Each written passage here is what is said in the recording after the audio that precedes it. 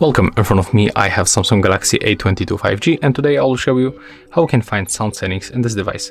So you have to open the settings, then pick sounds and vibration, and when you are here we can adjust sound settings, we can change ringtone or notification sound, we can adjust volume level,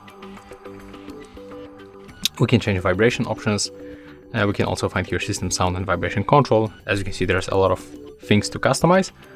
And we get also here the sound quality effects like Dolby Atmos or Dolby Atmos for gaming.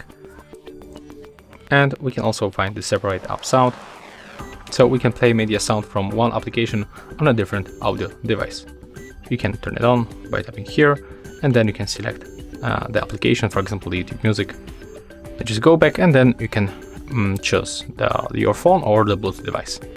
So for example, you can pick phone and just go back. So that's how it looks. If you found this video helpful, remember to leave a like, comment and subscribe to our channel.